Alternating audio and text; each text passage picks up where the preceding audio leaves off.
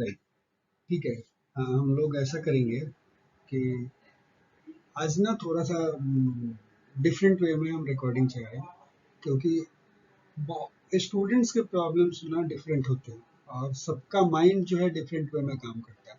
Somebody needs the material कि मुझे quick सब कुछ चाहिए, बस थोड़े देर के में ही 5-10 मिनट में जो कुछ भी बताना है बता दो। कुछ लोगों के होते हैं कि नहीं नहीं, हमें 5-10 मिनट रीडिंग से मतलब नहीं है, डिटेल भी नहीं, उनको समझ में आनी चाहिए कि भाई आप जो कुछ भी बोल रहे हो उसके पीछे रेशनल्स क्या है क्या नहीं है। तो इस टाइप के भी इश्यूज होते हैं स्टूडेंट्स में। दे डोंट बॉदर कि भाई मुझे जल्दी बस बता दो, कैसे भी मेरा काम निकल जाए, मतलब right, they want to understand in details. तो सबके अपने अपने होते हैं। तो मैंने ये डिसाइड किया हुआ कि मैं भी जो भी लेक्चर रिकॉर्ड करूँगा वो डिपेंडिंग ऑन स्टूडेंट्स के क्या डिमांड्स हैं। मतलब जो मान लो कि कोई ऐसा है जो क्विक रिवीजन चाहता है, तो वो फटाफट उसको सिर्फ ऑलरेडी वो पढ़ा हुआ है समझा हुआ है, उसको कम टाइम में ना सारे इन्फॉर्मेशन चाहिए तो वो भी देख पाए। तो उसके लिए अलग सेम कंटेंट होगा, लेकिन सिर्फ इस जो बात बोलनी है समझानी है, कोई स्लाइड स्किप करनी है तो हम स्किप कर सकते हैं। तो ऐसा, ठीक है। तो आज की जो भी रिकॉर्डिंग करेंगे हम थोड़ा फास्ट चलेंगे और सिर्फ उनके लिए होगा कि जिनको हमें मतलब क्विक रिवीजन चाहिए, राइट। तो पहली चीज तो इम्पोर्टेंट, जब भी आप ग्रुप फ्रीक्वेंसी डिस्ट्रीब्यूशन का टेबल आप बनाना चाह रहे हैं, तो कुछ गाइडलाइंस हैं। जो गाइडलाइंस को फॉलो करना या नहीं करना वो आपकी मर्जी है। Even if you follow it up तो भी रिजल्ट सेम ही आना है, और नहीं भी फॉलो करो तभी भी सेम ही आना है, करेक्ट। जनरली जो भी हम लोग गाइडलाइन डिस्कस करने जा रहे हैं, वो गाइडलाइन जब कंप्यूटर जब भी ये ग्रुप फ्रीक्वेंसी डिस्ट्रीब्यूशन का डेटा क्रिएट करता है तो जनरली फॉलो करते हैं, लेकिन कोई ज़रूरी नहीं है। उसके लिए भी हार्ड एंड फास्ट रूल नहीं है कि एग्जैक्टली जो गाइडलाइन हम लोग बनाने चाह रहे हैं या जो हम बताने जा रहे हैं अभी वो फॉलो ही करें। बट मोटा मोटी गाइडलाइन ये है कि जब भी आप एक फ्रीक्वेंसी डिस्ट्रीब्यूशन जो है टेबल आप कंस्ट्रक्ट करते हैं, तो उस समय पे क्लासेस जो होना चाहिए 5 से 20 के बीच में होना चाहिए। लेकिन ये इम्पोर्टेंट पॉइंट है कि ऐसा मतलब होना चाहिए कि क्लासेस इतने सफिशिएंट जरूर नंबर होने चाहिए कि सारा डेटा जो है का डिपिक्शन हो जाए, मतलब डेटा जो रिप्रेजेंट करना चाह रहा है वो सारे इंफॉर्मेशन दिख जाने चाहिए। ऐसा नहीं कि उसमें से कोई भी चीज जो है छूट जाए, मतलब जो भी डेटा कलेक्टेड हुआ।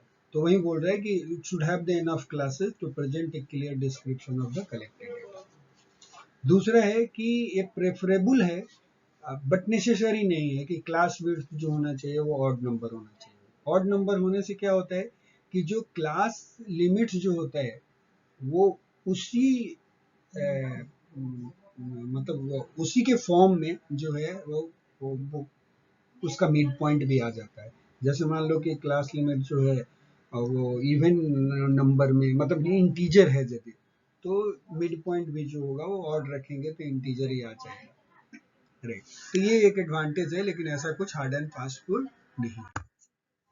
दूसरा है कि मिड पॉइंट कैसे निकालते हैं। तो मिड पॉइंट निकालने के लिए जो क्लास लिमिट का लोअर लिमिट है और अपर लिमिट को जोड़ करके 2 से डिवाइड कर देते हैं, तभी भी मिड पॉइंट निकल जाता है। और दूसरा तरीका है कि lower boundary plus upper boundary divided by 2 कर दे, तभी भी क्लास का मिड पॉइंट जो है वो निकल के आ जाता है। हमने प्रीवियस लेक्चर में ये भी देखा था कि लोअर लिमिट से हम लोग लोअर बाउंड्री निकाल सकते हैं और अपर लिमिट से अपर बाउंड्री निकाल सकते हैं। उसमें हमने बोला था कि 10 से यदि ऊपर है, 10 से ऊपर है, तो उस केस में लोअर लिमिट में से 0.5 माइनस करना है और अपर लिमिट में +5 ऐड कर देना है, तो उसकी लोअर बाउंड्री और अपर बाउंड्रीज निकल जाएगी। जैसे इस केस में 58 लोअर क्लास लिमिट है और अपर क्लास लिमिट जो है वो 64 है, तो 58 प्लस 64 को जोड़ करके 2 से डिवाइड करेंगे तो वी विल गेट 61, राइट। अब यहाँ पे यदि आप लोअर बाउंड्री और अपर बाउंड्री के केस में लेंगे तो यहीं से 58 माइनस 0.5 करेंगे तो 57.5 हो जाएगा, और 64 प्लस 0.5 करेंगे तो 64.5 हो जाएगा। तो ये अपर बाउंड्री हो गया, लोअर बाउंड्री हो गया, दोनों को जोड़ा, 2 से डिवाइड किया, अगेन द 61। सो दोनों ही तरीके से जो है मिड पॉइंट निकाला जाता है। मिड पॉइंट जो है वो न्यूमेरिक लोकेशन है, जो क्लास का बेसिकली सेंटर है। जैसे क्लास लिमिट जो भी होता है उसका सेंटर पॉइंट जो होता है वो मिड पॉइंट होता है, राइट। ये जो है इसका इंफॉर्मेशन जो है वो जब ग्राफ खींचते हैं तब हमें मिड पॉइंट की जरूरत पड़ती है, जो हम आगे के स्लाइड में डिस्कस करेंगे। ये रूल 2 जो था कि मिड क्लास इंटरवल जो है वो क्लास विड्थ जो होना चाहिए वो ऑड नंबर होना चाहिए, ये कोई हार्ड एंड फास्ट रूल नहीं है। कंप्यूटर जब स्पेशली जब कंप्यूटर उसको ग्रुप करता है तो इसको कोई जरूरी नहीं है कि उसको ओबे करे, ठीक है। दूसरा तीसरा पॉइंट है कि classes must B mutually exclusive होनी चाहिए। मतलब ये कंफ्यूजन नहीं होना चाहिए, जैसे ये किस टाइप का डेटा है तो इस टाइप के भी लोग क्लास इंटरवल आपको या क्लास लिमिट देखने को मिलते हैं, जैसे 10 से 20, 20 से 30, 30 से 40 लाइक दिस। तो यदि मान लो कि यहाँ पे 40 वाला एज किसी का है तो ये 30 टू 40 वाले ग्रुप में इसमें जाएगा या 40 टू 50 में जाएगा, इसमें हमेशा कंफ्यूजन होता है। तो इस कंफ्यूजन को दूर करने के लिए हमें इस टाइप का जो है क्लास लिमिट यूज करना चाहिए, जैसे 10 टू 20, फिर 21 टू 31, 32 टू 42, 43 टू 53। अब इस केस में 40 की बात जहां तक आती है, 40 जिसका एज होगा वो डेफिनेटली 32 से 42 में ही जाएगा, और यहाँ पे अब कोई एम्बिग्यूटी नहीं रह गई है। सो ये चीज जो है वो एक इम्पोर्टेंट पॉइंट है। फोर्थ पॉइंट ये है कि क्लासेज जो होने चाहिए वो कंटिन्यूअस होना चाहिए। मतलब ऐसा नहीं कि यदि मान लो कि दो क्लास, ऐसा भी कोई क्लास है जिसमें कोई भी डेटा नहीं आ रहा हो, ऐसा संभव है कि जीरो, लेकिन भले ब्लैंक हो जाए लेकिन आपको क्लास बनाना है। ऐसा नहीं कि उसको, इसलिए क्लासेस को हमेशा कंटिन्यूअस रखना है। एक तो ये बात, ये इस टाइप का कब आपका क्लास लिमिट जो है वो कंटिन्यूअस नहीं होगा, तो उस केस में हो सकता है कि जहाँ पे क्लास विथ जीरो फ्रीक्वेंसी यदि आए, उस क्लास की फ्रीक्वेंसी यदि जीरो आ जाए जब फर्स्ट क्लास में हो या लास्ट क्लास में आ जाए, इस केस में ये रूल जो है वो कंटिन्यूटी वाला रूल जो है वो लागू नहीं होता। अदरवाइज आपके बीच में कभी भी कोई क्लास आएगा तो क्लास रखना है भले ही लिमिट जीरो आ जाए, उस भले ही वैल्यू जो हो उसमें, मतलब कोई भी वैल्यू, कोई भी डेटा पॉइंट ना हो उसमें। क्लासेस जो होने चाहिए वो वो मस्ट बी एग्जॉस्टिव होना चाहिए। एग्जॉस्टिव का मतलब है कि classes should be enough to accommodate all the classes. ऐसा नहीं कि मतलब कि क्लासेस इतना जरूर बनाना है कि सारे के सारे डेटा जितने भी थे अवेलेबल वो सारे के सारे इंक्लूड हो जाए। सिक्स्थ पॉइंट जो है, classes must be equal in wait.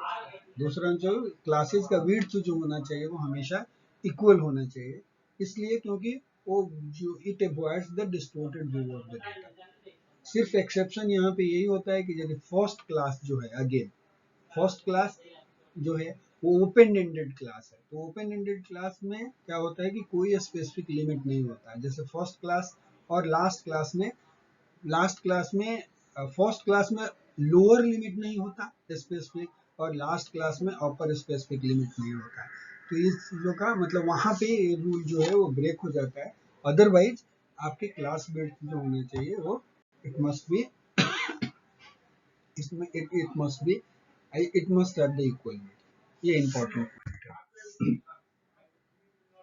इसको जो जैसे इस टाइप का, जैसे फर्स्ट क्लास में लोअर स्पेसिफिक लिमिट नहीं है, और अपर क्लास में इस क्लास में देखो अपर स्पेसिफिक लिमिट नहीं है, तो इस टाइप के फ्रीक्वेंसी डिस्ट्रीब्यूशन टेबल को बोलते हैं open and class, right. Frequency distribution with an open and class और ओपन एंडेड डिस्ट्रीब्यूशन, इसको ये बोलते हैं। नेचुरली यहाँ पे 54, यदि इस एज डिस्ट्रीब्यूशन में देखा जाए तो 54 से किसी भी आदमी का एज यदि 54 से ज्यादा होगा वो सारे लोग जो होंगे वो इस ग्रुप में आ जाएंगे, और मिनट्स में यदि 110 मिनट से जितना भी डेटा होगा वो सारा का सारा इधर की तरफ आ जाएगा। So, अब हम इसको स्किप कर जाते हैं, इस स्लाइड को, क्योंकि ऑलरेडी कैसे कंस्ट्रक्ट करना है वो वो उसी के बारे में लिखा हुआ है। बेसिकली हमें पहले क्लास डिटरमिन करना है। Let's discuss in brief also, थोड़ा सा फास्ट चल लेते हैं। तो पहला जो है स्टेप है इसमें कि क्लास डिटरमिन करना है। उसके लिए हमें हाईएस्ट और लोएस्ट वैल्यू पता करना है। उससे क्या होगा, हमें रेंज मिल जाएगा। सेलेक्ट द नंबर ऑफ, अब कितने क्लास चाहिए आपको, राइट, रेंज से उसको डिवाइड कर देते हैं और उससे हमारा क्या होता है, विड्थ मिल जाता है।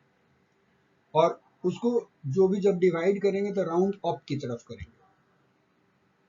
उसके बाद स्टार्टिंग पॉइंट हमें सेलेक्ट करना पड़ता है। वो कोई भी स्टार्टिंग पॉइंट लोएस्ट वैल्यू हो सकता है और एनी कन्वीनियंट वैल्यू हो सकता है जो डेटा में जो सबसे कम है उससे कम, राइट। एंड उसके बाद उसमें यदि विड्थ को ऐड कर देंगे तो उसका अपर लिमिट मिल जाएगा, राइट, सॉरी, उसका जो होगा नेक्स्ट क्लास का लोअर लिमिट मिल जाएगा, उसमें विड्थ ऐड कर देंगे, ठीक है। उसके बाद find the upper class limit, upper class limit पता करना है। उसके बाद बाउंड्रीज आप लिख लो। उसके बाद टैली करना है। टैली द डेटा मतलब काउंट करके टैली फॉर्म में लिखना है कि 4 लाइन खींचना है, पांचवा होगा तो उसको क्रॉस, फिर 4 लाइन ऐसे बना के पांचवा होगा तो क्रॉस, ऐसे करके बनाना है। और उसके बाद न्यूमेरिकल वैल्यू जो है जो टैली में आया वो न्यूमेरिकल वैल्यूज में फ्रीक्वेंसी, उसी को न्यूमेरिकल वैल्यूज में कन्वर्ट कर दोगे तो फ्रीक्वेंसी हो जाती है। और उसके बाद आपको उसका क्युमुलेटिव फ्रीक्वेंसी डिस्ट्रीब्यूशंस भी कैलकुलेट करना, ठीक है। तो इसके बाद जो है आ, ये देख लिया हमने क्युमुलेटिव फ्रीक्वेंसी के बाद। तो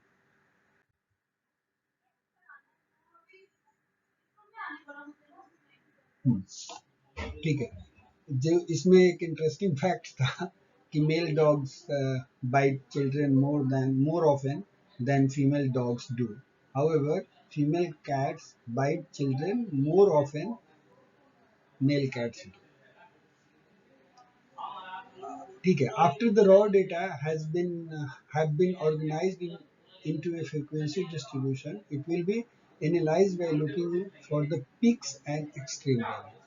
जैसे आप टेबल में जब फ्रीक्वेंसी डिस्ट्रीब्यूशन का टेबल बना लेते हो तो आपको दो चीजें इंपॉर्टेंट होती हैं जो देखनी होती है कि कहाँ पे पीक है और क्या एक्सट्रीम वैल्यूज है, right.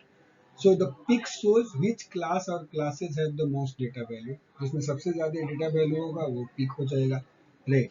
Compare to other classes, extreme values को आउटलायर भी बोलते हैं, एंड दैट शोज लार्ज और small data values that are related to the other data values. एक देखो, एक में तो सबसे ज्यादा होगा और आउटलायर और एक्सट्रीम वो होगा या तो पूरे डेटा में, राइट, सबसे कम होगा बिल्कुल, मतलब जो मिलता जुलता भी नहीं है, बिल्कुल कम आ जाए या बहुत ज्यादा हो जाए कोई भी डेटा, राइट।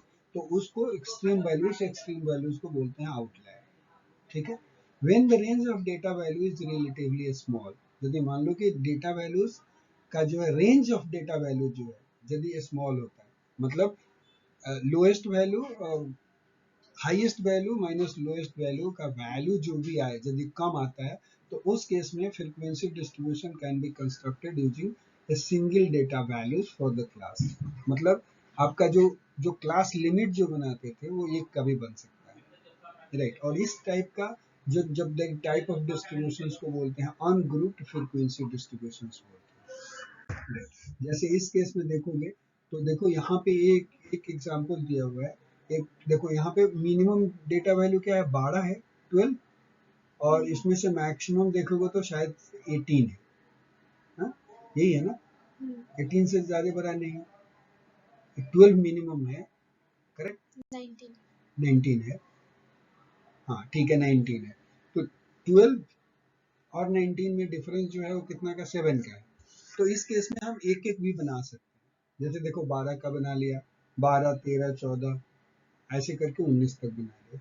इसमें जब क्लास बाउंड्रीज डिसाइड करते हैं तो वैसे ही करना है कि देखो 10 से ऊपर है, 0.5 माइनस करेंगे और 0.5 ऐड करेंगे तो ये लिमिट बन जाएगा।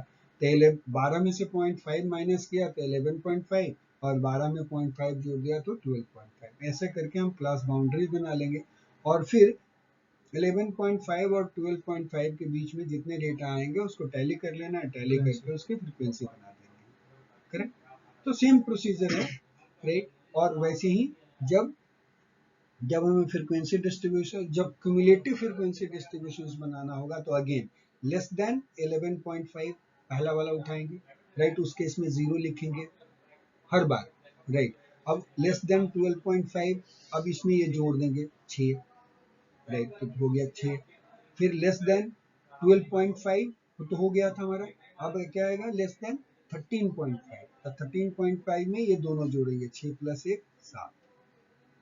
उसी तरह से फिर लेस देन 14.5 में 6 + 1 + 3, तो this will be 10, correct, and so on, ऐसे करके जोड़ेंगे तो लास्ट जो होगा वो 30 आ जाएगा। तो मेन इंपॉर्टेंट पॉइंट क्या हुआ कि रेंज यदि मान लो कि बिल्कुल small range of data value like 7 ही का था, तो आराम से हम 7 बना सकते हैं, और ऐसे भी बना सकते हैं कि ये अनग्रुप्ड हो जाएगा, राइट। और यदि लार्ज है रेंज का वैल्यू, रेंज का वैल्यू जो है लार्ज है, मतलब स्मॉलेस्ट वैल्यू और लार्जेस्ट वैल्यू में बहुत ज्यादा का डिफरेंस है, तो उस केस में हम लोग ग्रुप्ड फ्रीक्वेंसी डिस्ट्रीब्यूशन टेबल बनाते हैं, राइट।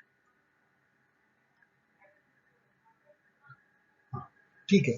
अब ये बोला कि आप किसी भी, मतलब इवन यदि मान लो कि कंप्यूटर में भी जब भी पहले बोला कि जो भी हमने गाइडलाइन दिया है वो गाइडलाइन कोई जरूरी नहीं है कि आप मतलब वही फॉलो करो, अदर गाइडलाइन भी एग्जिस्ट करते हैं, कंप्यूटर अपना बनाता है। बट इंपॉर्टेंट पॉइंट क्या है, ये स्लाइड वेरिएशंस रहेगा ऑन एन एवरेज, मतलब आप देखोगे तो इसी टाइप का जो हम लोगों ने गाइडलाइन बनाया वो सारे लोग फॉलो करते हैं, थोड़ा स्लाइड वेरिएशंस हो सकता है। और ये, लेकिन इंपॉर्टेंट पॉइंट क्या है कि कोई भी मेथड यूज करो आप, ये चीज इंपॉर्टेंट है कि म्यूचुअली एक क्लास जो होना चाहिए म्यूचुअली एक्सक्लूसिव होना चाहिए, कंटिन्यूअस होना चाहिए, एग्जॉस्टिव होना चाहिए, और इक्वल वेट का होना चाहिए। ये पॉइंट जो है बहुत इंपॉर्टेंट है, so this needs to be taken care of. Now आते हैं histogram, frequency, polygons and ogive के बारे में, इसको पढ़ते हैं ओजीव, राइट। ठीक है,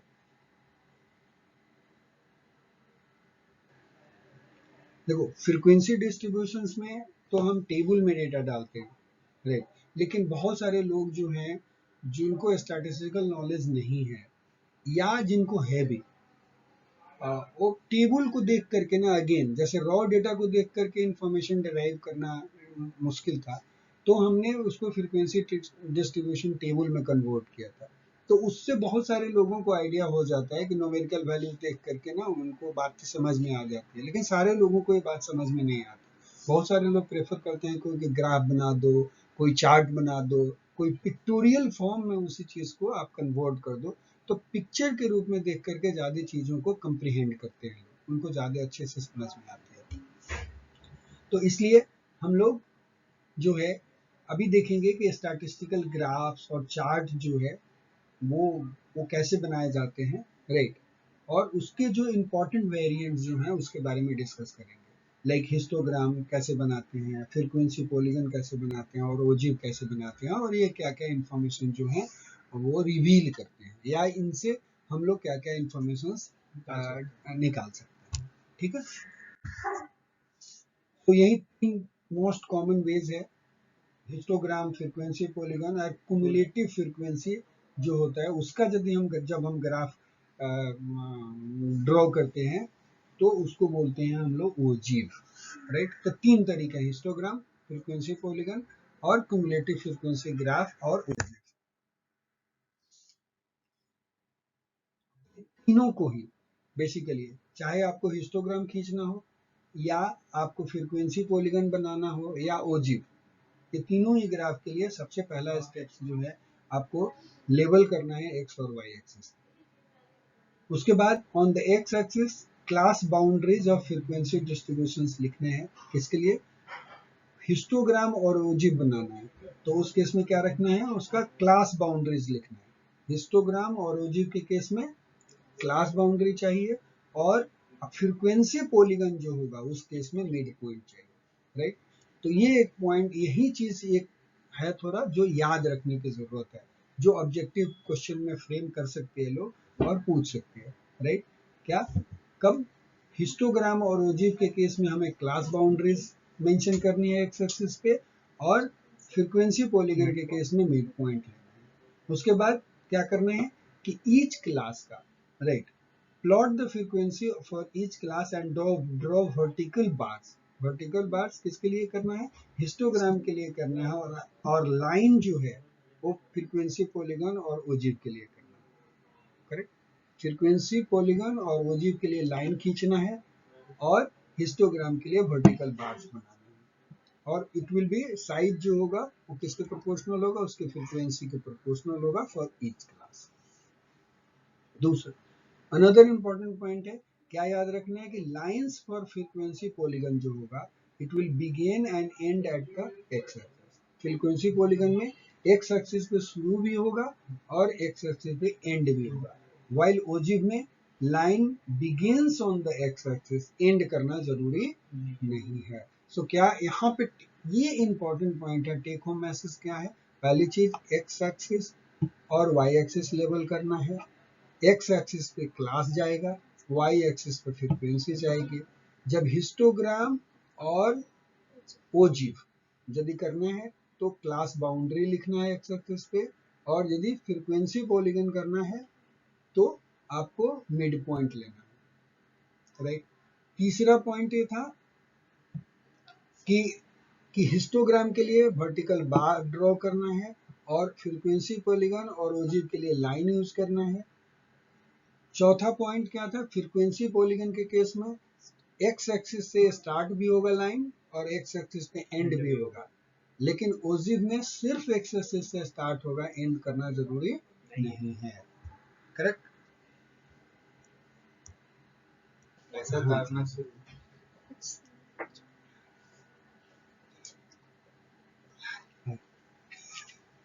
चले? हाँ?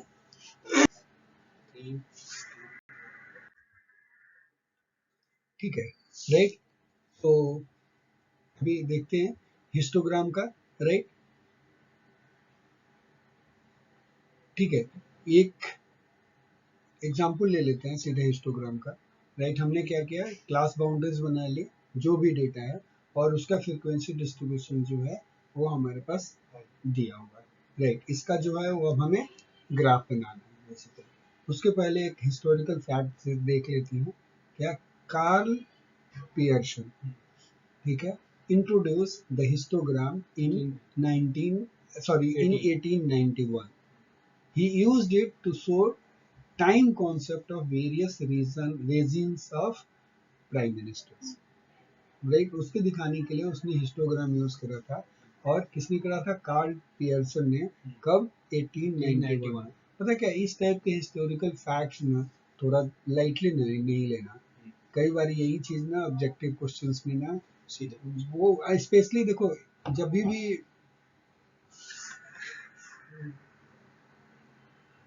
जब भी कम्पिटिटिव एग्जाम होता है ना, तो वहां पे लोगों को ना अलग करना होता है, समझ गए? तो क्वेश्चन हमेशा कुछ ऐसे क्वेश्चन होते हैं, जैसे मान लो 5 से 10% वो सारे बना लेंगे, उसके बाद टफ टफ टफ टफर होते जाते हैं। तो इसी टाइप के क्वेश्चन अटपटे पूछने जरूरी होते हैं कि आपने उतना ध्यान दिया था नहीं दिया था, तो लाइटली नहीं लेना है किसी भी चीज को। राइट? चले आगे चले। ठीक है जी। तो यहाँ पे क्या करना है? स्टेप 1 पहला वही वाला कॉन्सेप्ट चलेगा। यदि हम चाहें तो यहाँ पे हम स्टॉप भी कर सकते थे कि वही 3 कॉन्सेप्ट। पहला क्या करना है? एक्स एक्सिस और वाई एक्सिस लेबल करना है। तो देखो यहाँ पे एक्स एक्सिस लेबल कर दिया, ये टेम्परेचर का था तो टेम्परेचर डाल दिया। राइट? और हमने क्या बोला था कि एक्स एक्सिस और वाई एक्सिस पे फ्रीक्वेंसी रखेंगे, और हिस्टोग्राम के केस में और फ्रीक्वेंसी पॉलीगन के केस में। राइट? क्या बोला था हमने? क्या लेंगे? Class boundaries. राइट? तो क्लास की बाउंड्रीज लेनी है। हिस्टोग्राम और ओजिव के केस में नहीं, हाँ हिस्टोग्राम ओजिव के केस में सर लेंगे हम क्लास बाउंड्री। हाँ ठीक है, राइट राइट। और क्लास बाउंड्रीज और फ्रीक्वेंसी पॉलीगन के केस में मिड पॉइंट। ठीक है, ओके, राइट। ठीक है, उसके बाद रिप्रेजेंट वही क्लास बाउंड्रीज ले लिया एक्स एक्सिस पे, और वाई एक्सिस पे फ्रीक्वेंसी ले लिया। उसके बाद तो प्लॉट कर देना है कि हाइट जो होगा वो फ्रीक्वेंसी के हिसाब से होगा। करेक्ट? चलेगा? ठीक है। अब देखो यहाँ पे द क्लास, अब यहाँ पे देखते क्या क्या चीजें हैं। हमने उस समय पे भी बोला था हमें क्या देखना होता है कि पीक। तो पीक कौन सा है? ये वाला रेंज है। करेक्ट? तो वही लिखा कि 109 से 9.5 से लेकर के 114.5 के केस में मैक्सिमम हमें डेटा प्लेसेस मिले थे जहाँ का टेम्परेचर था। ज्योग्राफिकल रीजन के टेम्परेचर थे ना, तो 18 ऐसे रीजन्स थे जहाँ पे टेम्परेचर जो था और इसके उसके बीच का, बाकी वैल्यू जो है इसी के अराउंड स्कैटर था आसपास में, करेक्ट। और यदि कोई आउटलायर होगा तो काफी दूर होगा, इधर की तरफ या इधर की तरफ होगा, ठीक है। चले, सो अनदर हिस्टोरिकल नोट्स एक और देख लेते हैं क्या है। Graphs originated when ancient astronomers Drew the position of stars in the haven. वहीं से उसने पोजीशन ऑफ स्टार्स का जो हेवन में कहाँ कहाँ पे स्टार जो था, वो उन लोगों ने एस्ट्रोनॉमर्स ने उनके पोजीशन को दिखाने की कोशिश करी थी, तो वहां से ग्राफ का कॉन्सेप्ट आया। Roman surveyor's also used coordinates to locate landmarks on their maps, right? The development of a statistical graph can be traced to William Playfair, right? In 1759 to 1823, right? An engineer and drafter who used graphs to present economic data pictorially. Economic data को pictorially convert depict करने के लिए ये जो था statistical graph का use किया। किसने किया था? विलियम प्लेफेयर ने सबसे पहले। Development, right, can be traced back to William Playfair 1759 to 1823, correct. अब दूसरा जो है हमारा फ्रीक्वेंसी पॉलीगन है। तो फ्रीक्वेंसी पॉलीगन में बोला सेम डेटा सेट्स, उसका फ्रीक्वेंसी पॉलीगन भी हम बनाने वाले हैं। Frequency polygon is a graph that displays the data by using lines, right, that connect points plotted for the frequency at the mid point of the class, right, ठीक है। और frequencies are represented by the height of the of that point। तो एक तो इसमें X axis पे mid point रखना है और उसी मिड पॉइंट पे जाकर के जो भी फ्रीक्वेंसी होगी उसको डॉट डॉट डालेंगे और उससे लाइन से उसको मिला देंगे, राइट। देख लेते हैं, राइट। सो पहले तो हम लोग मिड पॉइंट निकालेंगे। मिड पॉइंट निकालने के लिए upper limit, lower boundaries plus upper boundaries divided by 2 से करके निकाल लेंगे, राइट। तो हमने क्या किया, सबसे पहले इसका मिड पॉइंट निकाल लिया और मिड पॉइंट और फ्रीक्वेंसी के बीच में मुझे ग्राफ करना है। तो एक्स एक्सिस करेंगे, एक्स एक्सिस पे लेवल करेंगे mid point of each class और वाई एक्सिस पे जो है वो फ्रीक्वेंसी, राइट। उसके बाद using mid point for X values and frequency for the Y values हम लोग क्या करेंगे, प्लॉट कर लेंगे पॉइंट। तो देखो ये डॉट डाल दिया और डॉट को यहाँ से मिला दिया। याद रखना था क्या कि फ्रीक्वेंसी पॉलीगन में एक्स एक्सिस से स्टार्ट भी होगा कर्व और एक्स एक्सिस पे जाकर के एंड होगा, राइट। यस सर, ठीक है, तो हम ऐसे करके ग्राफ बनाएंगे। तो कनेक्ट कर दिया इसको, ऐसे बने। The frequency polygon and histogram are two different ways to represent the same data set. मतलब सेम डेटा सेट को आप दोनों ही तरीके से रिप्रेजेंट कर सकते हैं, या तो हिस्टोग्राम के रूप में रिप्रेजेंट करिए या फ्रीक्वेंसी पॉलीगन के रूप में करिए। Choice of which one to use is left to the description of the researcher. तो रिसर्चर के ऊपर है कि वो हिस्टोग्राम यूज करना चाहता है कि फ्रीक्वेंसी पॉलीगन यूज करना चाहता है, right. Third type of graph जो है वो ओजिव है, and it can be used to represent the cumulative frequencies for the classes. ये क्यूमुलेटिव फ्रीक्वेंसी का ग्राफ है basically, right. This type of graph is called the cumulative frequency graph or ogive। The cumulative frequency is the sum of frequencies, वो तो हम लोग already calculate कर चुके हैं, right. ogive is a graph that represents the cumulative frequencies for the classes in frequency distribution। अभी example देख लेते हैं इसका, राइट। तो हमें क्या करना है, बेसिकली हमें क्युमुलेटिव फ्रीक्वेंसी निकालनी थी। तो हमने ऑलरेडी सीख रखा है कि कैसे क्युमुलेटिव फ्रीक्वेंसी निकालेंगे और सेम डेटा सेट हम लोग यूज कर रहे हैं। तो ये वहां से ले लिया हमने क्यूमुलेटिव, ये आ गया आपका क्लास और ये बन गया आपका क्यूमुलेटिव फ्रीक्वेंसी। अब क्या करना है, एक्स और वाई एक्सिस ड्रॉ करना है, एक्स एक्सिस को लेवल करना है, क्लास बाउंड्रीज पे आ जाए, एक्स एक्सिस पे आ जाएगी class boundaries, use an appropriate scale for Y axis cumulative frequency draw करने के लिए, राइट। ठीक है, उसके बाद plot the frequencies cumulative frequency at each upper class boundaries. अब कैसे करना है, जो क्लास बाउंड्रीज तो लिख दिया, लेकिन जैसे मान लो कि 1995 से 104.5, तो ये अपर क्लास बाउंड्रीज पे उसकी फ्रीक्वेंसी रखनी है, ये चीज का ध्यान रखना है, correct, right. Upper class boundaries are use since the cumulative frequency represents the number of data values accumulated up to upper boundary class of each class, right. Starting with the first upper class boundary, like first upper class boundary 104.5, connect the adjacent point with line, right. Then extend the uh, graph the first lower class boundary 1995 on the x-axis। बोल रहा है कि पहले सबसे पहले यहाँ से अपर boundary से डॉट डाल देना है और उसको लाइन से जाकर के कनेक्ट करना है, ये लाइन से पहले कनेक्ट कर दिया, उसके बाद ये बैक आकर के उस उधर की तरफ मिला दिया, बस यही है। तो इसी में उसने बोला था कि लोअर बाउंड्री को टच करेगा एक्स एक्सिस पे, लेकिन अपर का ये नहीं। तो this was about your OG, right.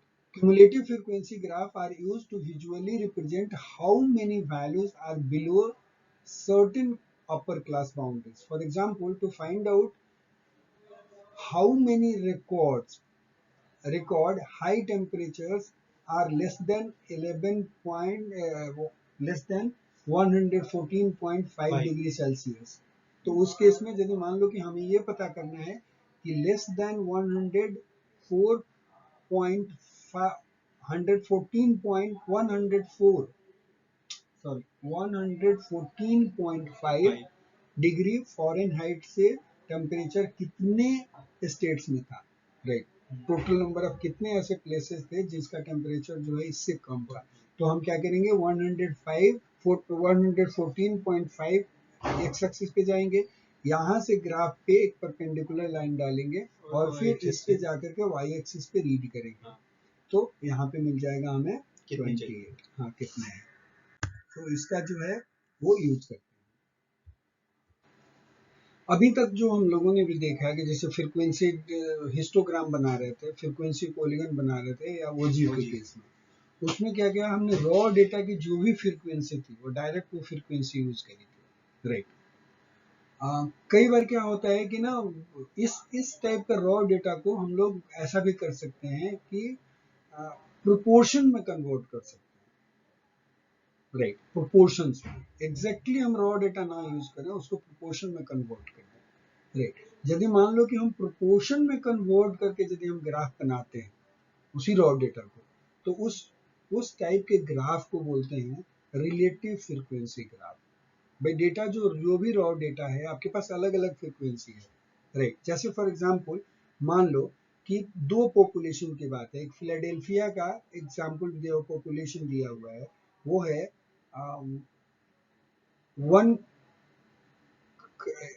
It is very, तो देखो यहाँ पे दो पॉपुलेशन है ना, जैसे 15,26,006 एक फिलाडेल्फिया का पॉपुलेशन है, और दूसरा पॉपुलेशन जो है वो इरी का पॉपुलेशन है, जो वो है इरी का पॉपुलेशन जो है वो कितना है, 1,01,786।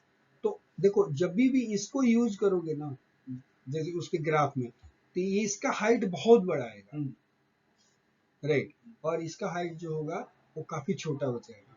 तो बेसिकली क्या है ना कि जो डेटा जो चीज आप कन्वे करना चाहते हो रीडर को, वो कई बार ना वो अच्छे से कन्वे हो नहीं पाता है, कि एकदम से दूसरा बिल्कुल कम लगेगा और ये लगेगा। तो प्रोपोर्शंस उसके लिए बताया जाएगा, कितने प्रोपोर्शन, कितना टाइम्स जो है वो ज्यादा है, राइट। तो उस कितना टाइम्स, तो ये क्या करोगे प्रोपोर्शंस में निकालना होगा, तो दिस जो 15 लाख जो है 26,006 को आप डिवाइड कर दोगे 1 लाख से तो आपको रफली पता चल गया कि 15 टाइम्स ज्यादा है, तो ये प्रोपोर्शन बन जाता है। तो यदि प्रोपोर्शन का आप ग्राफ बनाओगे, डेटा ओरिजिनल है लेकिन उस डेटा को कन्वर्ट कर दो प्रोपोर्शंस में और तब ग्राफ बनाओगे तो उसको बोलते हैं क्या, relative frequency graph. Correct, right. Convert a frequency into proportion और रिलेटिव फ्रीक्वेंसी क्या करना है, डिवाइड करना है। Divide the frequency for each class by the total of the frequencies. जैसे मान लो कि the sum of the relative frequency will always be 1. These graphs are similar to one that use raw data as a frequency, but the values on the y-axis are in terms of proportions. Example अभी दिखाते हैं 2.7 shows the 3 types of relative frequency graph. तो देखो यहाँ पे क्या है, एक क्लास बाउंड्रीज है yes, और हर क्लास बाउंड्रीज में उसकी फ्रीक्वेंसी लिखी हुई है और ये टोटल जोड़ा तो कितना बना, 20। राइट। देखो नेक्स्ट स्टेप में क्या करना है, convert each frequency to proportion और रिलेटिव फ्रीक्वेंसी। कैसे करना है, by dividing the frequency for each class by the total number of observations. तो देखो ये फ्रीक्वेंसी इसका जो था एक क्लास था और ये तो इसका मिड पॉइंट है, राइट। अब क्या था यहाँ पे यदि देखोगे टोटल जो था 20 था, राइट, 5 to 20 हाँ, और देखो फॉर क्लास 5.5 से 10.5 के लिए रिलेटिव फ्रीक्वेंसी निकालना है तो उसकी फ्रीक्वेंसी 1 थी, तो 1 डिवाइडेड बाई 20 करना है। तो 1 डिवाइडेड बाई 20 करेंगे तो कितना आएगा, 0.05। तो ये हमने 0.05 लिख दिया इसका, करेक्ट। और वैसे ही 10.5 से जो था वो 15.5 जो था उसकी रिलेटिव फ्रीक्वेंसी निकालने के लिए हमने क्या करना है, उसकी फ्रीक्वेंसी कितनी थी, 2 थी, तो 2 डिवाइडेड बाई 20 तो कितना आ जाएगा, 0.10। उसी तरह से 15.5 से 20.5 जो था उसकी फ्रीक्वेंसी निकालेंगे तो उसका फ्रीक्वेंसी जो था, रिलेटिव फ्रीक्वेंसी निकालना होगा तो उसकी फ्रीक्वेंसी कितनी थी, 3 थी, तो 3 डिवाइडेड बाई 20 तो ये वैल्यू जो है 0.15, तो इसलिए 0.5 एंड सो ऑन, ऐसे करके रिलेटिव फ्रीक्वेंसीज निकालते हैं, करेक्ट। तो रिलेटिव फ्रीक्वेंसी निकालने का क्या तरीका है कि पहले फ्रीक्वेंसी को टोटल जोड़ लेते हैं और एक एक जो फ्रीक्वेंसी जो थी उस पे से टोटल से डिवाइड करते जाते हैं तो वो फ्रीक्वेंसी निकल के आ जाती है और ये सारे को जोड़ेंगे रिलेटिव फ्रीक्वेंसी को तो सबका वैल्यू जोड़ करके कितना आएगा, 1 आएगा, राइट। यदि मान लो कि find the cumulative frequency, to do this at the frequency in each class, वही वाली लेस देन अभी है। तो पहले वाले में जो जो एक बार जो आपके पास फ्रीक्वेंसी बन के आ गई थी उसको क्युमुलेटिव फ्रीक्वेंसी में कन्वर्ट करना है अगेन, राइट। तो यहाँ पर एक पहले क्युमुलेटिव फ्रीक्वेंसी लिख लोगे और वैसे ही 20 से डिवाइड करते जाए तो 0 डिवाइडेड बाई 20 0 आ जाएगा, 1 divided by 20 0.05, 3 divided by 20 0.15 like so on, ऐसे ही करके ये भी निकाल देना है, राइट। अब इसका ग्राफ, अब ड्रॉ कैसे करना है ग्राफ को, draw each graph as Son in figure 2.6, ये 2.6 है, for histogram and ogive. Histogram और ओजीव के लिए क्या यूज करना था हमें, क्लास बाउंड्रीज को यूज करना है एक्स एक्सिस पे और फ्रीक्वेंसी पॉलीगन के लिए यूज करना है मिड पॉइंट यूज करना है और एक्स वाई जो है, वाई एक्सिस जो है उस प्रोपोर्शन को यूज करना है और उसी के हिसाब से स्केल कर देना है ताकि ये दिखे ढंग से, राइट। तो यहाँ पे प्रोपोर्शन में 0 से यही वाला वैल्यू अप टू 1 तक मैक्सिमम जाएगा इधर, और ये इधर 1 नहीं है किसी का, तो यहाँ तक जाएगा। हिस्टोग्राम खींचा है तो हिस्टोग्राम में क्लास बाउंड्रीज मुझे लिखनी है, राइट, और उसके उसके मतलब जो प्रोपोर्शन जो आया है इस पर्टिकुलर क्लास बाउंड्रीज के लिए 5.5 और 10.5 के लिए आया है 0.05, तो यहाँ पे इसका ग्राफ डाल देंगे। फिर उसी तरह से 10.5 से 15.5 को 0.10 डाल देंगे, फिर वैसे ही 15.5 और 20.5 को 0.15 डाल देंगे, राइट, और like this, correct. Yes, frequency polygon खींचना है तो वैसे ही क्या करना है फ्रीक्वेंसी पॉलीगन में कि अपर बाउंड्री से डॉट डालने हैं, हाँ, पहले ये डॉट सारे मिला मिला देने हैं देने और और इसके फिर बाद इसको बैक वापस लोअर बाउंड्री से लोअर बाउंड्री से मिला देना है, राइट। तो फ्रीक्वेंसी पॉलीगन बन जाएगा। ओजिव के लिए, ओजिव के लिए फिर अपर बाउंड्री से ही शुरू करना है और ये चलते जाना है। जो एक्स एक्सिस पे ये आ गया और इस तरह का ग्राफ आ जाएगा, राइट। ठीक है, देखो जब भी डेटा को डिस्क्राइब करना है ना, राइट, तो उससे क्या होता है कि एक डिस्ट्रीब्यूशन कर्व बनता है। अभी आपने देखा, हिस्टोग्राम में भी देखा, राइट, ये कर्व बन रहा है, मतलब एक डेटा का शेप दिखता है, शेप। तो शेप ऑफ द डिस्ट्रीब्यूशन जो है उसको रिकॉग्नाइज करना जरूरी होता है। कई बार इसलिए भी जरूरी है क्योंकि shape of the distribution determines कि कौन सा स्टैटिस्टिकल मेथड जो यूज करेंगे डेटा को एनालिसिस करने के लिए। जैसे आप देखोगे पैरामेट्रिक और नॉन पैरामेट्रिक टेस्ट यहीं से डिसाइड होता है। यदि नॉर्मल डिस्ट्रीब्यूशन टाइप का कर्व होगा तो सारे पैरामेट्रिक टेस्ट लग जाते हैं, लेकिन नॉर्मल डिस्ट्रीब्यूशन को यदि कर्व नहीं फॉलो कर रहा है, राइट, तो वहां पे नॉन पैरामेट्रिक टेस्ट लगाते हैं। और हमेशा जब भी नॉर्मल डिस्ट्रीब्यूशन का कर्व जो होता है वो बेल शेप कर्व आता है। तो शेप को रिकॉग्नाइज करना जो है वो समझना जरूरी चीज है कि इस टाइप का शेप आ रहा है। हिस्टोग्राम खींच करके देखा, यदि इस टाइप का शेप आ रहा है तो आप क्या करोगे, हिस्टोग्राम खींचो या फ्रीक्वेंसी पॉलीगन। हमने ये भी देखा था कि दोनों एक ही चीज है, वो यूजर के ऊपर डिपेंड करता है कि वो फ्रीक्वेंसी पॉलीगन खींचना चाहता है या हिस्टोग्राम करना चाहता है। तो शेप ऑफ द हिस्टोग्राम देख करके आप ये डिसाइड कर सकते हो कि कौन सा स्टैटिस्टिकल मेथड मुझे यूज करना है टू एनालाइज द डेटा। इसलिए शेप को समझना जरूरी है। तो डिफरेंट डिफरेंट टाइप्स के शेप ऑफ हिस्टोग्राम्स देखे गए हैं, राइट। डिफरेंट शेप्स जो हैं वो हैं, और उसके शेप्स को देखते हैं। Distributions are often, most often not perfectly shape. जरूरी नहीं है कि वो परफेक्ट शेप का ही हिस्टोग्राम हो।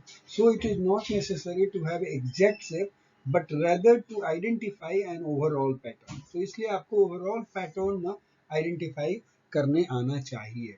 लेकिन बेल शेप डिस्ट्रीब्यूशंस जो है वो उसमें क्या, जैसे अभी आगे दिखाएंगे फिगर में, right, has a single peak and tapers of at the either and, right, and it is approximately symmetrical होता है।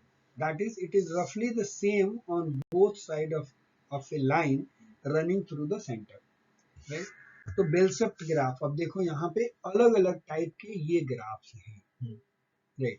तो पहला देखते हैं, पहला जो है figure C 7 point, uniform distribution is basically flat और rectangular, correct. See figure 2.7p, ये देखो, ये जो है ये यूनिफॉर्म डिस्ट्रीब्यूशन है। क्यों?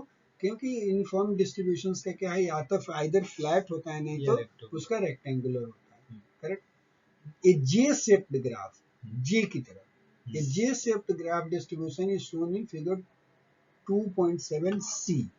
ये वाला सी है, जे शेप्ड है, जे की तरह, जे ऐसे ही होता है ना, यस सर। तो ये जे shaped graph, and it has few data values on the left side and increases as one moves to the right side, right। इधर की तरफ जाओ तो ये बढ़ते जाता है। दूसरा इनवर्स जे, ये उलट गया जे, राइट। तो a reverse J distribution is the opposite of the J-shaped distribution, right? See figure 2.7D, correct? सही है। चलो आगे देखते हैं और क्या है। The data values are clustered to the right and taper off to the left. Clustered to the right. Data values are clustered to the right and taper off to the left. A distribution is said to be negatively or left skewed. क्या बोलते हैं? जो 2.7f, ये देखो 2.7f कहाँ है? f ये है, राइट, राइट। इसका क्या दिया कि it is clustered towards the right, right side की तरफ ये ज्यादा होगा, right, and it's taper of towards left, इधर की तरफ इसकी टेपरिंग होगी। तो इसको बोलते हैं negatively skewed graph. Correct? Skewness छोड़ दो. Distribution with one peak, such as those shown in figure 2.7a. ये वाला ग्राफ. Distribution with E, एक पीक. E में भी देखो, E वाला कहाँ है? E ये है, एक पीक दिखा, राइट. एंड F में भी एक पीक दिखा. Are said to be unimodal. एक पीक दिखेगा तो यूनिमोडल ग्राफ होगा, right. The highest peak of the distribution indicates where the mode of the data value is. The mode is the data value that occurs more often than any other data value, right. When a distribution has two peaks, यदि मान लो दो peak होगा तो उसको क्या बोलते हैं? Two peaks of the same height, it is said to be bimodal. तो दो पीक होगा तो बाई मॉडल. जैसे ये देखो, यहाँ पे दो पीक है, इधर भी दो पीक है, तो ये डिस्ट्रीब्यूशन जो है वो बाई मॉडल डिस्ट्रीब्यूशन है. Finally it says the graph shown in figure 2.7h, ये h, right, is a U shape distribution. बिल्कुल यू की तरह दिखता है, इसलिए यू शेप डिस्ट्रीब्यूशन. तो इतने टाइप के डिस्ट्रीब्यूशंस शेप होते हैं, राइट. और ये बहुत बढ़िया है याद रखने के लिए. देखो कैसे याद रखोगे? Remembering skewness. पैर देख लो अपना, खुद का पैर, राइट. लेफ्ट वाला पैर तो लेफ्ट स्क्यूड, राइट वाला पैर राइट स्क्यूड. बस डेटा ऐसे दिखना चाहिए. लेफ्ट वाले पैर की तरह है, राइट ऐसे की तरफ बढ़ रहा है. आपके लेफ्ट पैर मतलब ये जो, हाँ ये जो ये टो जो है, ये वाला toes of the foot resembles toes on the left foot, skewed left, और toes on the right foot resemble right. क्योंकि ये हमेशा दिक्कत होता है याद रखने में, मुझे भी कंफ्यूजन होता है, बट यहाँ पे ये याद रखो तो कोई कंफ्यूजन. ग्राफ का शेप ऐसे ही होना चाहिए. और ऑब्जेक्टिव क्वेश्चंस में फिगर बना करके पूछते हैं कि किस टाइप से स्क्यूड है. ओके, ठीक है जी. ओके,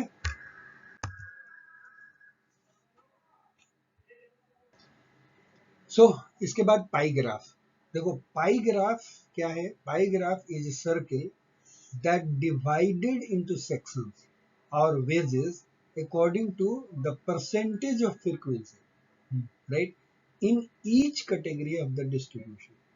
और एक नॉमिनल डेटा के लिए यूज होता है और या कैटेगरिकल डेटा के लिए यूज होता है. अभी देखेंगे एग्जांपल के साथ कि कैसे बनाते हैं. जैसे मान लो कि ये एक आपके पास डेटा पॉइंट है, राइट. ये पोटैटो चिप्स इतना मिलियंस पॉइंट्स उसकी फ्रीक्वेंसी है, अलग अलग चिप्स का है, राइट. तो टोटल जो है n जोड़ दिया कितना मिलियन. ये आपके पास डेटा पॉइंट है और इसका हमें क्या करना है? पाई चार्ट खींचना है. पाई चार्ट खींचने के लिए सबसे पहला काम क्या करना है कि इंडिविजुअल फ्रीक्वेंसी जो भी थी डिवाइडेड बाय टोटल, जैसे वो मिलियन में था एक बार टोटल में किया, इनटू 360. तो यहाँ से क्या होगा? ईच सबकी अपनी अपनी डिग्रीज मिल जाएगी. तो ऐसे पोटैटो चिप वाले के लिए देखेंगे तो 11.2 मिलियन उसकी फ्रीक्वेंसी थी और टोटल जोड़ा था तो 30 मिलियन आया था. तो 11.2 डिवाइडेड बाई 30 इंटू 360. सो इसके लिए एंगल कितना मिल गया हमें? 134, राइट. उसी तरह से tortilla chips 8.2 divided by 30 into 360, so 98 degree, 98 degree इसका आ गया.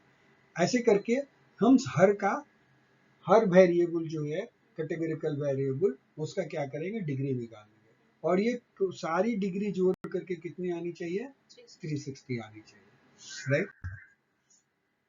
क्या करना है इसके बाद? नेक्स्ट पहला स्टेप तो हमने ये कैलकुलेट कर लिया. Next step, using a protractor. अब प्रोटेक्टर यूज करना है and a compass. Draw the graph using appropriate degree measures found in step 1 and label each section with name and percentage as shown in figure this. तो क्या करना है? पहले protector और campus लेना है, उससे जो भी डिग्री यहाँ पे बनी थी, जैसे मान लो कि पोटैटो चिप्स का डिग्री कितना 37.3 था, तो ये 37.3 डिग्री का एक बना लिया, राइट। और यहाँ पे पोटैटो चिप्स लिखा, और जितनी वो डिग्री, जितना परसेंटेज जो आया था उसका, मतलब ये डिग्री वाला, राइट, वो वैल्यूज यहाँ पे मेंशन करना, इतना परसेंट इसका है। ये पूरे पाई का होल 360 डिग्री का इतना परसेंटेज जो है पोटैटो चिप। फिर अनदर एंगल यहाँ से मेजर शुरू करना है, राइट। ये दूसरे का, सपोज जैसे टोर्टिला का था, तो यहाँ से एक दूसरा एंगल मेजर किया, फिर उसको लिख दिया, ऐसे करके ये बन जाएगा आपका pie chart.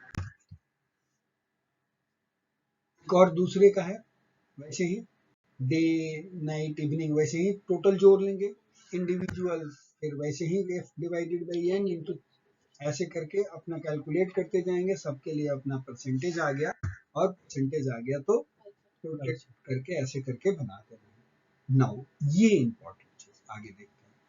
To analyse the nature of the data shown in the pie graph, look at the size of the sections in the pie graph. क्या करना है, साइज ऑफ द सेक्शन, मतलब कितना बड़ा सेक्शन है उसके ऊपर देखना, उसको देखना, उसको ध्यान में रखना है। For example, any section relatively large compared to the rest, are any sections relatively large compared to the rest, क्या कोई ऐसा सेक्शन है जो बाकी सेक्शन से सबसे ज्यादा बड़ा है, राइट, वो देखना है। जैसे फिगर 2.15 में shows that the number of calls for 3 shifts are about equal। ऐसे सेक्शंस देखने के बाद क्या लगता है कि लगभग जो है वो सबका जो है तीनों शिफ्ट का कॉल जो है वो लगभग बराबर ही है, लगभग बराबर ही, correct. For shifts are, although slightly more calls were received on the evening shift, evening shift पे 36 डिग्री रिसीव हुआ, लेकिन मोर और लेस देखने पे लगभग लग रहा है कि लगभग बराबर ही। No, computer program can construct the pie chart graph easily, so mathematics shown here would only be used if the programs are not available।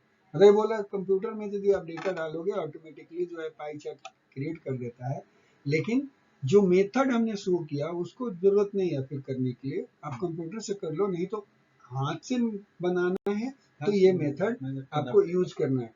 बाकी एग्जाम में ऑब्जेक्टिव में पाई चार्ट कंस्ट्रक्ट करने के लिए, किसी का एक वैल्यू निकालने के लिए इस टाइप के क्वेश्चंस चाहे तो एग्जामिनर जो है पूछ सकता है।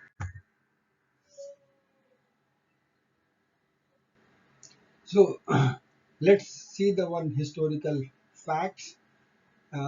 Florence Nightingale. Florence Nightingale, born on 1820 to 1910, is known to many as a founder of nursing professions। ये नर्सिंग प्रोफेशन में काम करती थी, ये सब लोगों को पता है, but she also saved the life of 1000 people by using statistics, right.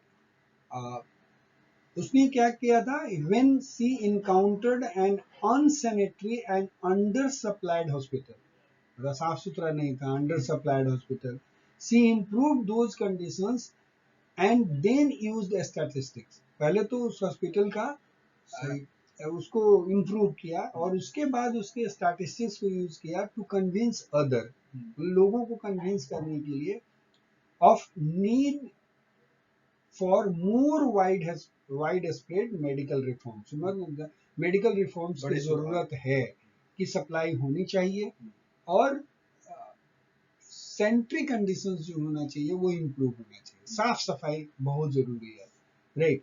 She developed original graph to illustrate during the Crimea war more soldiers died as a result of unsanitary conditions। मतलब साफ सफाई नहीं थी, इससे ज्यादा लोग मरे compare to they were killed in combat. लड़ाई झगड़े में मरने के बजाय ज्यादा लोग मरे क्योंकि हॉस्पिटल में जो साफ सफाई नहीं थी, right. Florence Nightingale pioneered the use of social statistics as well as graphic techniques। दूसरी चीज, एक पाई चार्ट के हम लोग पाई चार्ट डिस्कस कर रहे थे, पाई चार्ट के बारे में है। Pie chart generally waste links right on components that are not data, मतलब जिसमें डेटा नहीं है right. Pie charts lack appropriate scale, इसमें एप्रोप्रिएट स्केल नहीं है। यदि मान लो कि कोई ऐसे दिखा रहा है ना डेटा दिखाया, हमने क्या बोला पाई चार्ट में, पाई चार्ट में यहाँ पे मेंशन करने के लिए कि वो और उसका परसेंटेज डेटा दिखाओ। तो इस टाइप के ऐसे भी लोग क्या करते हैं, दिखाते हैं।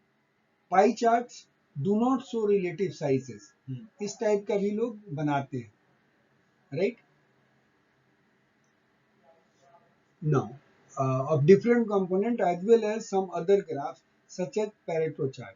अब देखो Pareto chart में देखो यहाँ पे भी पाई चार्ट में भी डेटा नहीं है कोई, Pareto चार्ट पे भी कोई डेटा लेबल नहीं है, लेकिन फिर भी यदि पाई चार्ट और Pareto चार्ट को कंपेयर किया जाए तो Pareto चार्ट जो है डज ए बेटर जॉब। क्यों? It draws attention to the most annoying words or phrases and shows the relative sizes of different category।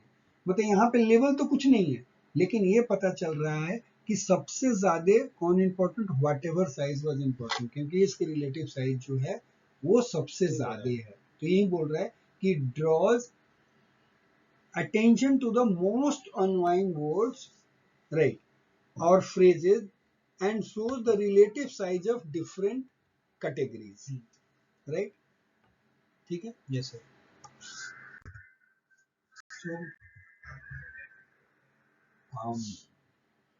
Other types of और भी ग्राफ्स हैं, जैसे एक डॉट प्लॉट्स है। तो dot plots consist of graph of quantitative data in which each data is plotted as a point or dot।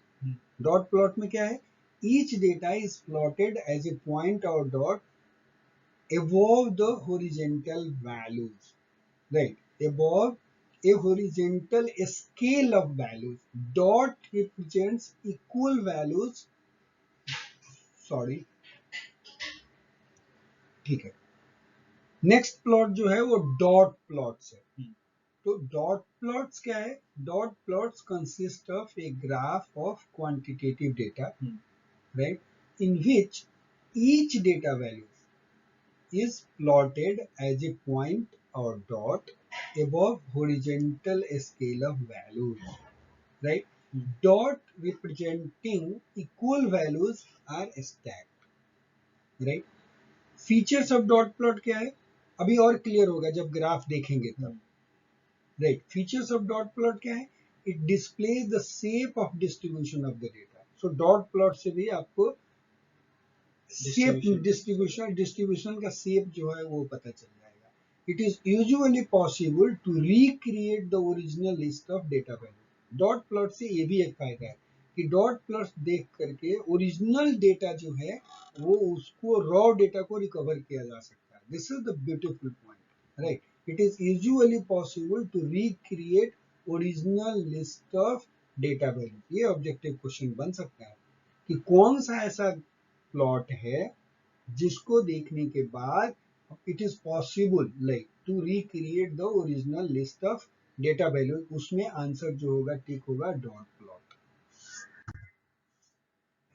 Dot plots के examples हैं correct. जैसे इसमें दिखाया ये अलग अलग पल्स का है। बेसिकली ये पल्स का पल्स रेट जो है, dot plots of the pulse rate of male.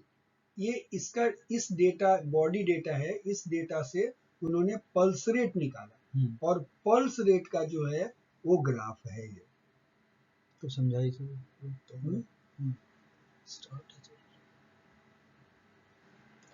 ये डेटा जो है ये बॉडी डेटा है राइट राइट। अब इसमें देखो यहाँ पे क्या है कि बॉडी एंड एग्जामिनेशन मेजरमेंट जो है ऑफ 300 सब्जेक्ट्स, 300 लोगों का डेटा जो है वो ये टेबल है राइट। इस यहाँ पे आधा ही टेबल दिखाया गया और भी कंटिन्यूएशन जैसे एज है ये अलग अलग बढ़ता है, ऐसे 300 लोग हैं राइट। उसमें पल्स जो वर्ड देख रहे हो ये पल्स रेट बता रहा है उसका राइट। इसी पल्स रेट का डॉट प्लॉट खींचा है करेक्ट। अब जैसे मान लो कि 50 ये देख रहे हो यहाँ पे, 50 के ऊपर कितने डॉट्स हैं देखो, इसके ऊपर कितने डॉट्स two, लाल? 2. 2, राइट। तो इसका मतलब यही है पढ़ने में कि द बोला the 2 stacked dots above the position of at 50 indicate that 2 of the pulse rates are 50। मतलब 50 लोगों का जो है, 2 लोग ऐसे थे जिनका पल्स रेट 50 था। समझ में आ गया? राइट। इसका मतलब यही है, जैसे मान लो कि इसके आगे वाला का कोई भी होगा डॉट, तो जो नंबर होगा वो कितने थे वैसे वो पता चल जाएगा। तो इसीलिए डेटा रिक्रिएट कर सकते हैं। यहाँ से क्या होगा, सब निकल जाएगा कि 50 लोग जो थे, मतलब 2 लोग जो थे जिनका 50 पल्स रेट था। ठीक है जी। In this dot plot, the horizontal scale allows even numbers only, but the original pulse rates are all even numbers। मतलब बेसिकली यहाँ पे तो वैसे इवन नंबर ही लिखा हुआ है, लेकिन ठीक है, इस डेटा में भी सारे जो थे वो इवन नंबर ही थे, लेकिन यदि अलग होंगे तो अलग आप लिख सकते हो यहाँ पे अलग अलग, राइट। और नंबर भी इसमें इंक्लूड करा जा सकता है।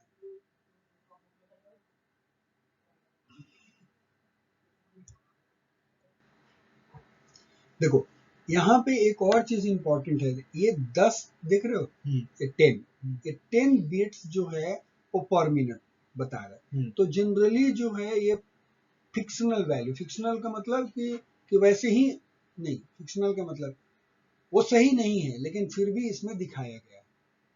किसी का 10 नहीं आता, 10 बीट पर मिनट नहीं आता, 28 तक आया है।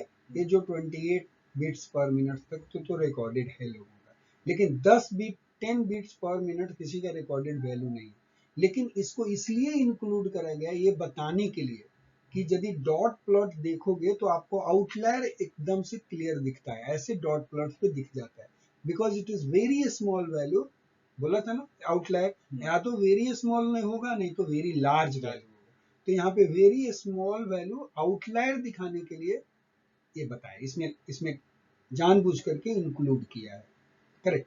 और दूसरी चीज देखोगे तो आपका इसका शेप ऑफ डिस्ट्रीब्यूशन, कर्व का शेप भी पता चल जाता है बिल्कुल क्लियर। और आउटलायर यदि है तो डॉट प्लॉट पे क्लियरली आउटलायर भी दिख जाता है और शेप भी क्लियर हो जाता है, राइट। ये एक इंपॉर्टेंट पॉइंट है जो समझना जरूरी है इस पर्टिकुलर स्लाइड। यहाँ पे जो शेप ऑफ डिस्ट्रीब्यूशन जो है इट इज अप्रोक्सीमेटली नॉर्मल है। मतलब देखो एक पीक है और देखो दोनों तरफ ऐसे करके जा रहा है, एक इधर की तरफ और एक इधर की तरफ। So that's what it says. The dot plot allows us to see the general shape of the distribution and it's approximately normal. There is an outlier present. एक outlier, right? ठीक है। देखो उसके बाद एक अलग टाइप का जो ग्राफ आता है, उसको डॉट प्लॉट के अलावा उसको जीटर बोलते हैं, राइट। Jitter, right. जीटर का कब यूज करते हैं, जब हमारे पास बोल रहा है कि some dots dot plots and other graphs do not work well when many data values are same. मतलब जैसे मान लो कि 50,000 टाइम आ गया, बहुत बड़ा लार्ज डेटा है, आपको 50-100 बार आ गया, तो कैसे डॉट डॉट पे दिखाते जाओगे, बहुत जल्दी। तो उस केस में वो हम लोग क्या करते हैं कि जीटर प्लॉट यूज करते हैं, उस केस में जीटर का यूज किया जाता है। So the one way to improve this graph is to add jitter which randomly nulls points so that they don't overlap नहीं करते पॉइंट्स को। बस इसमें एक ही इंपॉर्टेंट पॉइंट याद रखना है कि जहां पे डॉट प्लॉट काम नहीं आएगा, और जब many data values are same, उस केस में क्या यूज करते हैं, जीटर प्लॉट का यूज करते हैं। तो जीटर प्लॉट का क्या यूज है वो जानना ज्यादा जरूरी है, जो ऑब्जेक्टिव और ऑब्जेक्टिव में कभी पूछ सकते हैं। उसके बाद आता है स्टेम प्लॉट्स। नेक्स्ट प्लॉट जो है वो स्टेम प्लॉट्स होता है। स्टेम प्लॉट क्या है, या इसको और भी बोलते हैं स्टेम एंड लीफ प्लॉट भी बोलते हैं। It represents the quantitative data bye separating each value into 2 part. मतलब हर वैल्यू में जैसे मान लो कि कुछ डेसिमल पार्ट भी होता है और लेफ्ट मोस्ट डिजिट और राइट मोस्ट डिजिट, राइट, उसको अलग कर लेते हैं। द स्टेम क्या हो जाता है, लेफ्ट मोस्ट डिजिट का होता है, और लीफ जो बनेगा वो राइट मोस्ट डिजिट का, और तब उसका ग्राफ बनाते हैं, राइट, करेक्ट। बस इसमें ए याद रखना है, स्टेम एंड लीफ प्लॉट में क्या बनते हैं, it represents quantitative data by separating each value into two parts. The stem such as the leftmost digit and the leaf such as the rightmost digit. Feature of the stem plot क्या है कि shows the shape of the distribution. stem plot से भी distribution का shape जो है, जो data distribution का शेप है वो पता चल सकता है. It retains the original data values, right, and sample data are sorted and arranged in orders. ये तीन इसके important point. Stem and leaf plot जो है वो सेम जिसका डॉट पल्स रेट का डॉट प्लॉट खींचा था उसी का अब स्टेम एंड लीफ प्लॉट खींचेंगे. तो हाँ, जैसे मान लो कि एक लोएस्ट पल्स रेट जो है वो 40 आया था, तो यदि 40 को स्टेम एंड लीफ में कन्वर्ट करना होगा तो लेफ्ट मोस्ट डिजिट क्या है, 4 है, तो ये स्टेम बन जाएगा. It will be separated into stem of 4 and leaf of 0. समझ गए? क्योंकि इसी को दो पार्ट में बोला था ना स्टेम एंड लीफ प्लॉट में. एक लेफ्ट मोस्ट डिजिट जो होगा वो स्टेम बोला जाएगा, तो लेफ्ट मोस्ट डिजिट 4 है तो स्टेम बन गया 4 और लीफ बनेगा 0 क्योंकि राइट मोस्ट डिजिट को हम लोग क्या लीफ बोलते हैं. The stem and leaf are arranged. अब उसके बाद जो भी है, अब इस हर डेटा को जैसे मान लो 80 को करना हो तो 80 का 8 जो होगा स्टेम बनेगा और लीफ क्या बनेगा, 0 बनेगा. उसी तरह से 84 का स्टेम बनेगा 8, लीफ बनेगा 4. तो ये बोल रहा है कि the stem and leaves are arranged in increasing order. मतलब 0 1 2 3 4 ऐसे करके स्टेम को भी अरेंज करेंगे और लीफ को भी अरेंज करेंगे, right. And not in the order which original list में जैसे आया था वैसे नहीं. उससे कोई मतलब नहीं है कि मतलब जैसे मान लो कि 80 84 ऐसे ऐसे करके आया ना 94, तो इसको भी अरेंज करोगे तो एक अरेंजमेंट में आएगा इंक्रीजिंग ऑर्डर में. ऐसे नहीं करना है, सिर्फ जो स्टेम बन गया सबका स्टेम और सबका लीफ को अरेंज क्या करना, इंक्रीजिंग ऑर्डर में अरेंज करना. तब बोल रहे if U turn the stem plot on it's side, तो क्या होगा, यदि वो स्टेम प्लॉट जो भी बनेगा उसको साइड में टर्न कर दोगे तो क्या होगा, you can see the distribution of pulse rate जो मिलेगा. जैसे distribution of pulse rate stem का बनेगा वैसा ही डॉट प्लॉट्स में भी बनता है या हिस्टोग्राम में बनता है. That's what it means. So देखो यहाँ पे देख लो, टर्न कर दिया पल्स रेट ऑफ 40 एंड 42. देख लो, राइट, ये क्या हो गया, ये तुम्हारा सारा का सारा क्या हो गया, ये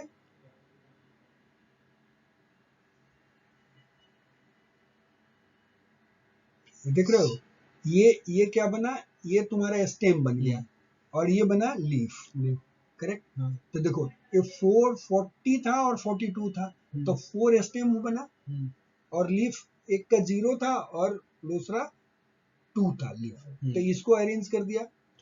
समझ गए? उसी तरह से 5 स्टेम बना, मतलब सारे थे 50 50 52 50 ऐसे ऐसे करके थे पहले. तो देखो इसको भी अरेंज कर दिया वैसे ही इंक्रीजिंग ऑर्डर में. तो ऐसे बनेगा. आपको समझ में आ रहा है? हाँ सर. हाँ, थोड़ा सा देखना पड़ेगा लेकिन आ रहा है. मतलब बेसिकली क्या कर रहा है, देखो पल्स अब जैसे मान लो कि इतना बना 90 92 94 96 और 96 डेटा है, तो इसमें स्टेम क्या होगा, सबका 9 है, 9 तो ये 9 हो गया, राइट. और इधर की तरफ अब क्या, ये 0 2 4 6 6, ये देखो 0 2 4 4 6 ऐसे करके ये लीफ है, ये लीफ है और ये स्टेम है. इधर की तरफ स्टेम रखना, स्टेम और लीफ टेस्ट. तो ये बोल रहा है कि ऐसे देखोगे तो देखो इसका डिस्ट्रीब्यूशन, देखो यहाँ पर भी एक पिक दिख रहा है और फिर ये नॉर्मल डिस्ट्रीब्यूशन की तरह डिस्ट्रीब्यूटेड है ना, ऐसे करके देखो. तो यही बोल रहा है कि स्टेम और लीफ डेटा जो है ये भी प्लॉट यदि टर्न साइड, मतलब ऐसे सीधे ऊपर नहीं करके साइड में की तरफ कर देते तो वो क्या करते हैं, वो आपको उसका distribution shape of the distributions बनाएगा और वैसा ही शेप दिखेगा जैसा हिस्टोग्राम में दिख रहा था हमें या डॉट प्लॉट में दिख रहा था. कुछ ग्राफ जो होते हैं वो मिसलीड करते हैं, मतलब सही इंफॉर्मेशन नहीं दिखाते, राइट. तो उसके बारे में आपको अवेयर होना चाहिए. इम्पोर्टेंट पॉइंट क्या है, ग्राफ ऐसे कंस्ट्रक्ट होना चाहिए कि फेयर एंड ऑब्जेक्टिव होना चाहिए, मतलब जो डेटा है बोलता है वो चीज क्लियर होना चाहिए, दूसरे को दिखना चाहिए, राइट। तो पहला मिसलीडिंग ग्राफ क्या होता है, जिसमें नॉन जीरो एक्सिस होता है, मतलब हाँ, always examine the graph carefully to see whether a vertical axis begins at some point other than zero, so that difference are exaggerated. यदि जीरो नहीं है एक्सिस में तो उसको एग्जैगरेट करके दिखाते हैं, ऐसा नहीं करना है basically, right. Non zero axis वाला ग्राफ जो होता है वो हमेशा वो क्या करता है, मिसलीडिंग ग्राफ होता है।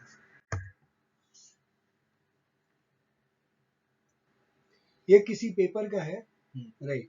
यहाँ पे क्या किया इन्होंने कि सेम डेटा लिया, क्लिनिकल ऑक्सीटोसिन दिया था, right, drug used to treat the severe pain killer, right. तो दो ग्रुप बनाए, एक ट्रीटमेंट ग्रुप बनाए, एक प्लेसिबो बनाए।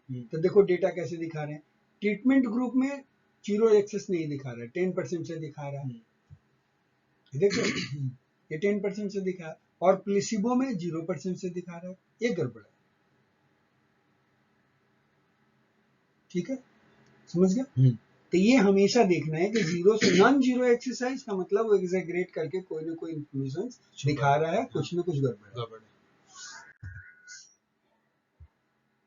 अच्छा, by using the vertical scale that starts at 10% instead of 0%, 10% के अलावा वो 0%, 0% से शुरू होना चाहिए था यहाँ पे, और 10% पे दिखा रहा है। Figure 2.12 A grossly exaggerates the difference between the two groups. Figure 2.12a makes it appears that those using oxytocin experiences nausea at the rate that is 12 times higher than the rate for those using the placebo. मतलब जो placebo जो use कर रहा है, right, उससे ज्यादा जो है वो ऑक्सीटोसिन जो ले रहा है उससे ज्यादा नौशिया होता है, एग्जेगरेट करके चीजों को दिखा रहा है। But figure 2.12 shows that the true ratio is 2:1, not 12:1. Actual ratio कितना है, 2:1 का डिफरेंस है, जबकि वो 12:1 का डिफरेंस एग्जैगरेट करके दिखा रहा है, right. So perhaps someone wants to discourage the recreational use of oxytocin by misleading people into thinking that the problem with nausea is much greater than it really is. The objective might be sincere, but the use of misleading graph is not the way to achieve the objective. तो non zero example, non zero axis का जो graph जो है वो misleading graph के criteria में आता है, ये चीजें ध्यान रखना है,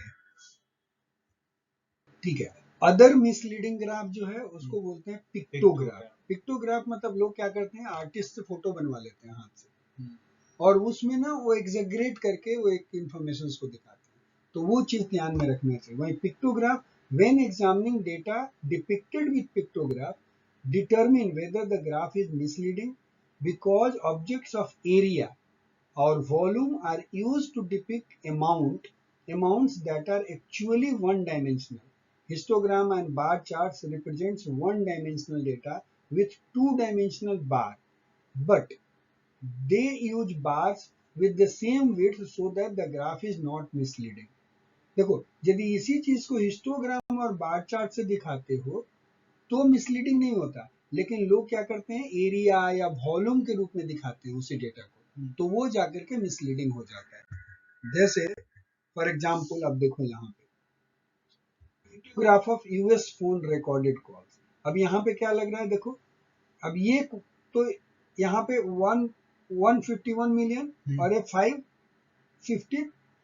534 मिलियन है, रफली कितना, 5 गुना है, लेकिन देखो कितना बड़ा करके ह्यूज करके दिखाया, बताने फोटोग्राफिक, हाँ फोटोग्राफिक में इस टाइप की चीजें। Pictograph of US national security agency collected the phone records, ऐसा करके लोग बनाते हैं, ये मिसलीडिंग ग्राफ। क्योंकि आदमी देखो, मिसलीडिंग ग्राफ क्यों हम बोल रहे हैं, क्योंकि हमने ग्राफ और चार्ट को क्यों बीच में लेकर के आए, ग्राफ और चार्ट बीच में लेकर के इसलिए है कि बहुत सारे लोग टेबल्स में डेटा पढ़ के अच्छे से नहीं समझ पाते हैं, फिगर देख करके आइडिया लगा लेते हैं। तो वो क्या करेंगे, फिगर देख करके आइडिया तो लगाएंगे, तो इसको लगा अरे ये तो बहुत ज्यादा है यहाँ पे ये वाला कंपेयर टू दिस, या that's what, so that is the misleading information. Concluding thoughts, in the visual display of quantitative information, Edward Tufte offers these principles. क्या बोल रहे? For a small data sets of 20 values or fewer, use table instead of graph.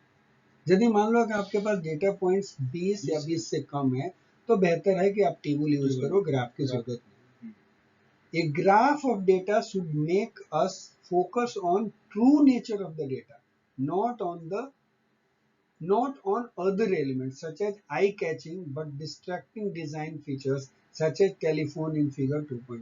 जो telephone वाला जो था वो distracting feature था, वो नहीं, वो एक्चुअल डेटा रिप्रेजेंट करना चाहिए, true nature of data reveal करना चाहिए। Do not distort data. Construct a graph to reveal the true nature of the data. Right? Almost all of the ink in a graph should be used for the data, not for the other design element.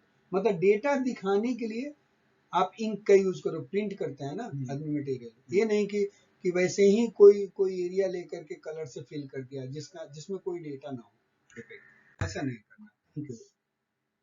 So this was all about the graph. So maximum things we have covered. I hope this will be quite useful to you. Thank Oh you. dear. Huh? Thank you, sir. Thank you. I love you.